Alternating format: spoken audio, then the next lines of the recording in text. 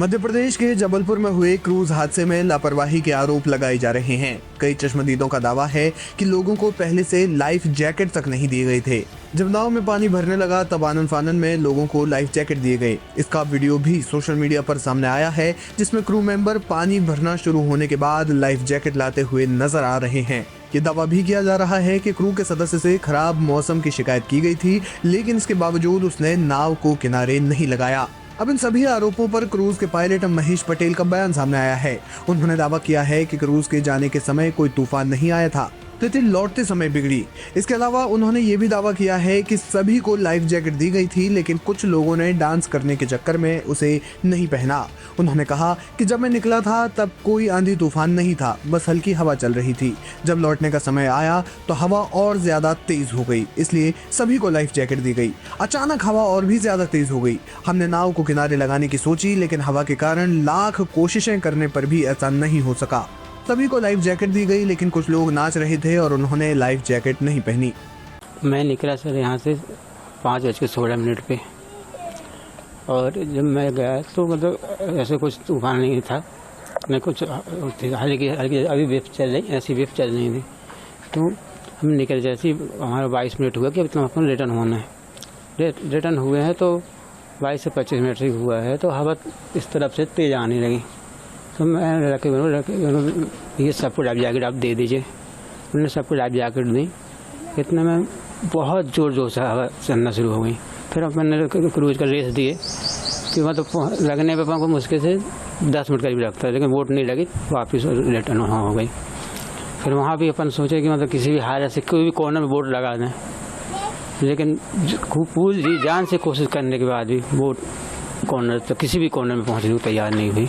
उन्होंने आगे बताया कि अचानक नाव में पानी भर गया और मैं उसे किनारे भी नहीं लगा सका और आखिरकार वो पलट गई। हम किनारे से 50-60 मीटर दूर थे। पिछले 3 दिनों में मैंने कुछ नहीं खाया है। वे मंजर मेरी आंखों के सामने बार बार आ रहे हैं। मुझे नींद नहीं आ रही है। मुझे बहुत पछतावा हो रहा है। मैं भगवान से प्रार्थना करता हूँ कि किसी को भी इस स्थिति का सामना न करना पड़े। महेश ने आगे कहा कि क्रूज नाव का रखरखाव हर सोमवार को किया जाता है। घटना के समय मौसम की चेतावनी के बारे में पूछे जाने पर उन्होंने कहा कि मुझे मौसम के बारे में कोई जानकारी नहीं मिल पाई। मेरी नाव किसी चीज से नहीं टकराई। मैंने अपनी तरफ से हर संभव कोशिश की। आपको बता दें कि घटना के वक्त नाव पर 40 से ज्यादा लोग सवार थे। इनमें से 9 की मौत हो गई है, जबकि 4 अभी भी लापता बताए जा रहे हैं। अन्य लोगों को बचा लिया गया है। एक शख्स और 3 बच्चों की तलाश के लिए शनिवार को सेना के गोताखोरों और आपदा राहत टीम ने खोज अभियान का दायरा बढ़ा दिया। अधिकारियों के अनुसार हादसे में 9 लोगों की मौत हो चुकी है, जबकि क्रूज में सवार 41 में से 28 यात्रियों को बचा लिया गया है। उन्होंने बताया कि घटना के संबंध में पुलिस प्राथमिकी दर्ज करने की तैयारी कर रही है। अनुमंडलीय पुलिस अधिकारी अंजुल अयंक मिश्रा ने बताया कि नर्मदा नदी पर बने इस बांध के बैकवाटर क्षेत्र में तलाशी का दायरा बढ़ाकर 5 किलोमीटर कर दिया गया है। पुलिस ने बताया कि शनिवार सुबह 5 बजे से आगरा से हवाई मार्ग के जरिए पहुंचे सेना के 20 गोताखोर समेत 200 से ज्यादा बचाव कर्मी तलाशी अभियान में जुटे हुए हैं। फिलहाल जो अंतिम समय पर लाइफ जैकेट दिया जा रहा है, उसका वीडियो सोशल मीडिया पर वायरल हो रहा है, लेकिन इसी बीच नाव चालक का जो बयान है वो भी अब सुर्खियों में बना हुआ है। क्या कहना है आपका नाव चालक के बयान पर, हमें कमेंट सेक्शन में जाकर जरूर बताएं। नहीं सर, लाइफ जैकेट सबको दी गई थी, बट कुछ लोग ऐसे जो थे नीचे डांस कर रहे थे। मतलब मैं तो ऊपर केबिन में था, मुझे लड़का बतला रहे थे कि ये वो लोग नहीं पहने, डांस कर रहे हैं। मैंने उनको बोल दिया कि मौसम बहुत तेज़ ख़राब हो गया, लाइफ जैकेट आप पहन लें और सामने बालकनी में खड़े हो जाए, कुछ ऊपर आ जाएं। लेकिन जो वीडियो सामने आया है उसमें जो देखा है, साफ दिख रहा है कि जो वीडियो है उसमें दिख रहा है कि लाइफ जैकेट का पैकेट खोला गया है, वो पूरा पैक था। जैकेटें पन्नी के अंदर पैक थी, ऊपर से भी पूरा पैक था, वो निकाल के फिर दिया जा रहा है जैसे कि पहली बार लाइफ जैकेटें खोली गई। नहीं सर, हम इसे खोलते हैं बस शाम को, बस पैक करके रख दे राखी राउंड में। जैसे अपने खत्म हुआ, बोटिंग बंद हुई, जब बस पैक करके रखते हैं, ओपन रहती है पूरी लाइफ जैकेटें। उसमें वीडियो में तो कोई पहना हुआ नहीं दिख रहा था। तो आपने देखा सर कि वो मैम भी थी जो बच्चे को ली थी, वो भी लाइफ जैकेट पहनी हुई थी। अब नीचे लोगों ने मस्ती से डांस करने चक्कर में नहीं पहन पाई, क्या नहीं हुआ पाई, तो मुझे नहीं पता रहा। मैं ऊपर था केबिन में, बस अचानक जो बोट में पानी भरा तो मैं किसी भी कोने में बोट नहीं ले जा पाया, और उससे पहले बोट पलट गई। किनारे से कितना दूर था? 50-60 मीटर सर, 50 मीटर मान लीजिए बस, दूसरे कोने में लगने से। 2 रातें हो गई, कैसे कटी हैं आपकी ये 2 रातें? सर मैं 2 रात हैं, तो तीसरा दिन है आज मैं खाना नहीं खाया हूँ सर। बस वही सीन दिखता है बस।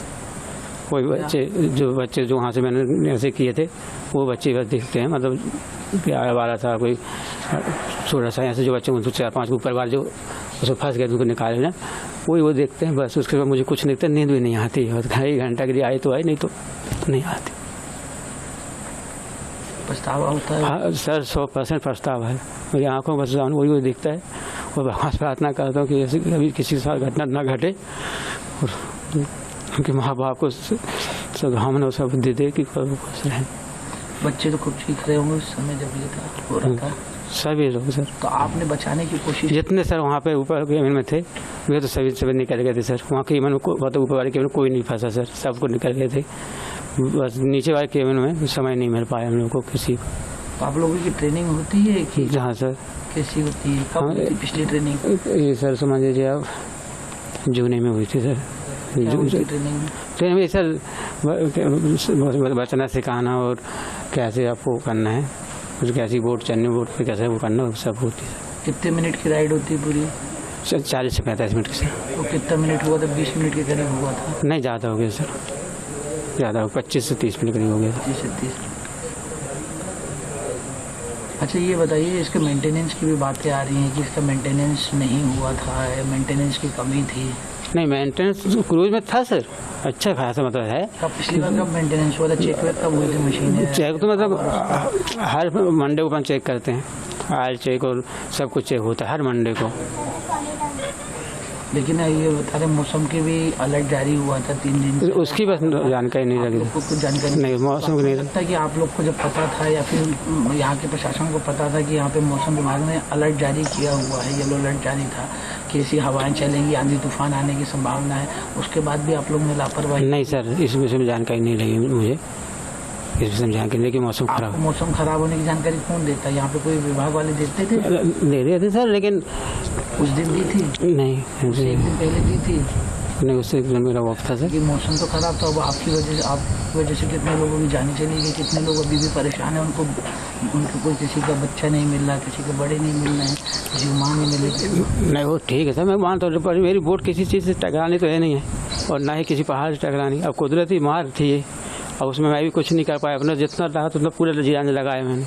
अब कुदरती मार को मैं क्या करूँ? मैं सोचा किसी भी कॉर्नर में बोट चली जाए कि कहीं भी बोट खड़ी कर दूँ किसी भी कॉर्नर, लेकिन कुदरती मार ने वहाँ नहीं पहुँच पाया मैं। पानी कितनी देर में भरा उसमें? बोट में कितनी देर लगी पानी भरने में? बोट पानी भरने में सर मुश्किल से मान लीजिए आप 5-7 मिनट बस। पूरा हाँ, वो तो कोई भी गेस्ट भी बता नहीं, क्योंकि पूरा वेब से एकदम से आ गया ना।